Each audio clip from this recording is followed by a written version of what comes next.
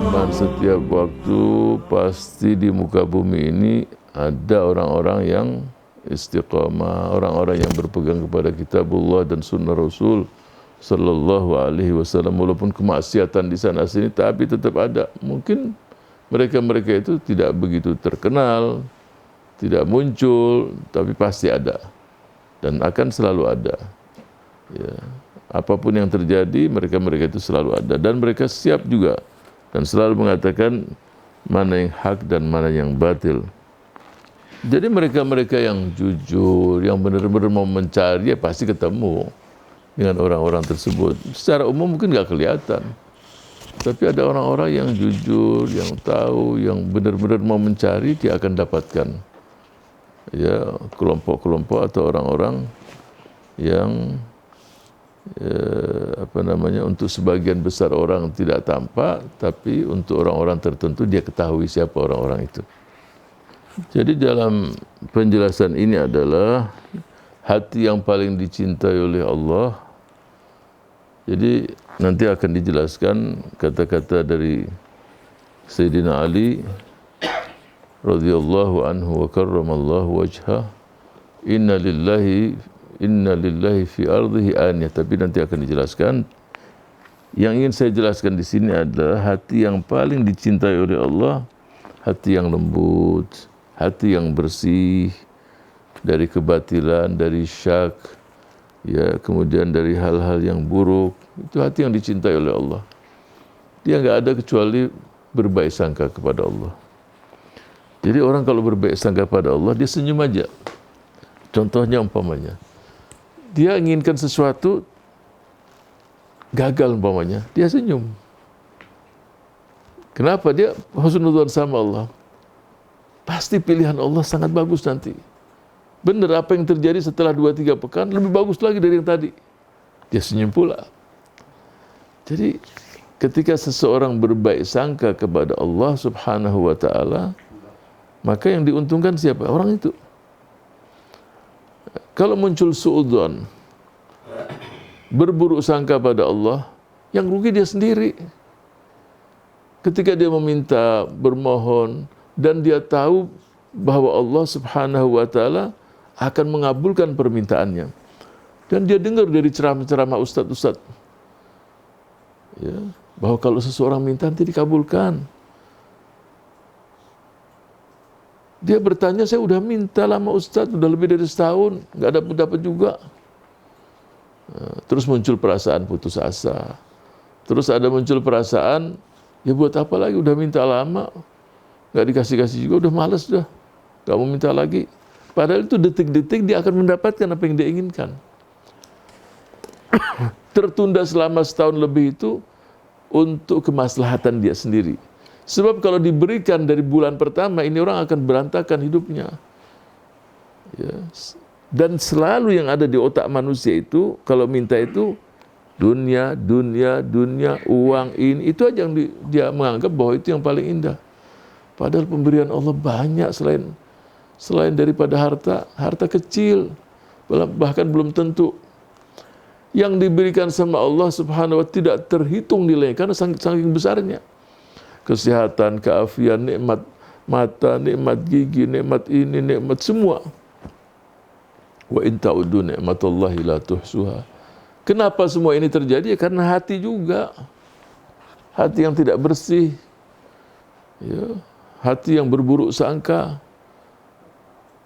Kalau dibukakan yang gaib pada manusia, manusia pasti ridha. Ya, karena yang diberikan sama Allah indah semua. Tadi saya katakan, dia tersenyum aja. Ini orang-orang yang hatinya bersih. Dapat tersenyum, tidak dapat tersenyum. Gak dapat dia tersenyum, karena dia tahu nanti akan ditunda, ini jauh lebih bagus lagi yang Allah berikan pada dirinya. Nah ini, ya, kemudian dijelaskan di sini, itu hati itu ada 4 macam.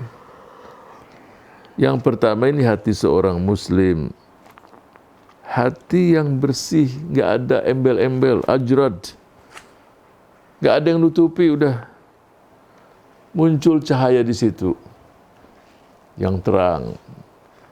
Jadi nggak ada yang menutupi hati syakwa syangka, ini keraguan, tidak ada, bersih hatinya.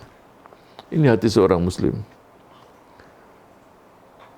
Yang kedua ada hati yang hitam. Yang hitam pekat semua, ini hati orang kafir. Udah jelas nggak ada celah, tidak ada cahaya di situ. Ya. Kemudian yang ketiga, hati yang marbut ala ghilafi, tertutup. Ya. Nah, ini hatinya orang-orang munafik. Dia menampakkan yang sesuatu tapi di hatinya lain. Ini munafik begitu. Kemudian hati yang keempat, musfah fihi iman, hati yang rata aja, datar. Di situ ada iman, di situ ada nifak. Ini. Famathalul iman, nah ini. Jadi hati ini datar aja dia. Ada iman di situ, ada pula nifak di situ. Yang iman ini seperti bakal. Bakal itu tanaman-tanaman yang seperti yang sering air mengalir kena di tanaman. Bukan pohon-pohon yang besar, enggak. Dia pohon-pohon yang kecil aja. Dia tumbuh nanti. Yang kena air, jadi sudah dia selalu dengan ada air situ. Kalau nifak tadi seperti kudis, seperti apa ya, luka tadi yang di situ ada nanah, ada darah, tinggal siapa yang dominan. Kalau dominan tadi adalah air yang mengalir tadi, ya dia yang kuat imannya di situ. Itu akan hilang. Nah, ini kondisi kebanyakan orang di yang empat ini. Yang di empat ini hampir bisa dikatakan yang banyak begitu. Yang pertama tadi ya ada, bukan tidak ada. Tapi yang di posisi keempat ini banyak. Ya, imannya ada, tapi kemungkinan jadi nifak juga ada. Ya. Selalu tinggal siapa yang dominan. Ya. Munafik jelas. Nah, yang keempat ini, ya mudah-mudahan Allah selamatkan kita dari sifat nifak, sifat-sifat yang jahat di hati itu muncul di situ semua. Yang pertama langka, yang punya hati yang bersih, gak ini. Tapi yang nomor 4 tadi ini, imannya ada, tapi yang lain-lain juga akan muncul. Nah, mudah-mudahan ini salah satu materi yang berkaitan dengan hati, merupakan lanjutan dari materi-materi sebelumnya. Tinggal bagaimana kita menjaga hati kita agar kita tidak termasuk minal ghafilin. Tadi sudah ada rumus-rumusnya, sudah ada tahapan-tahapan yang mesti kita lakukan. Sekurang-kurangnya, ya kalau kita bisa qiyamul lail. Ustaz susah setiap malam, pasang beker, nggak dengar juga. Sampai jatuh ke bawah bekernya nggak bangun juga. Ada orang pakai memasang beker saja itu sudah dapat pahala. Ya cari beker yang suaranya lebih keras lagi. Cari. Ya, kalau punya istri ya saling mengingatkan. Ya, istrinya mengingatkan suami, suami mengingatkan istri. Kalau istri bangunkan ya bagus. Kalau suami sadar ya bangunkan istri, saling mengingatkan, saling membantu, ini juga bagus sekali. Atau punya teman yang kirim message juga. Ya, atau dengan bahasa apa untuk tahajud. Ya, jangan terus HP-nya ditutup, nggak dengar apa-apa. Banyak cara. Kalau orang punya kemauan, saya yakin juga mudah. Asal tidurnya juga cepat. Jangan mau tahajud, tidur jam 12, jam 1. Baru tidur, bangun udah lewat subuh. Kalau mau tahajud malam, ya tidurnya dipercepat. Jangan lebih dari jam 10, bangun insyaAllah. Dengan 10 ayat, Allah tidak golongkan kita dari minal ghafilin. Jadi peluang kebaikan besar sekali. Dan muncul yang sebagai penutup ini, sebagai penutup. Jangan sampai ada di perasaan di hati itu, wah saya tidak ghafilin, saya sholat terus. Ustaz kan bilang 10 ayat ini udah 2 bulan. Nggak perlu mentazkiyah diri, mensucikan diri. Ilmu saya banyak. Belum tentu orang yang punya ilmu banyak itu ya amalnya juga banyak. Seperti ada seseorang menggunakan perahu melewat di naik di lautan lah. Naik perahu. Terus dia tanya sama nelayan tadi yang bawa perahunya, kamu tahu nahwu sorof? Nggak tahu. Ya, setengah dari hidupmu selesai lah. Artinya down kan dia.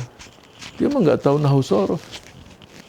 Terus setelah itu berjalan sampai di tengah laut sudah mulai ombaknya bisa. Ada ombak. Terus tanya sama penumpang tadi yang sok tadi, kamu bisa berenang? Nggak bisa. Mati kamu. Kalau saya setengah dari umur saya, oke lah hilang. Tapi sekarang umur kamu habis semua. Ini tenggelam ntar lagi. Baru kena ombak. Jadi dianggap kalau sudah punya ilmu ini, yang nggak tahu ilmu apa-apa, setengah dari hidupmu lewat. Kamu nggak bisa berenang, hidupmu habis semua dah. Jadi nggak usah terlalu sombong. Yang kedua, jadi ada orang-orang kadang kalau berdebat kan, dia nggak pernah kalah.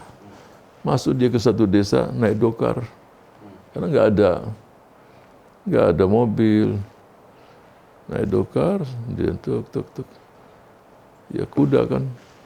Terus kuda tadi, ya keluar dari belakangnya suara kan. Kuda kamu ini masuk angin dia.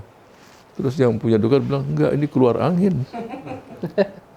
Artinya dia debatnya langsung kalah. Tadinya dia nggak pernah kalah, kenyataan dengan yang punya dokar ini selesai dia.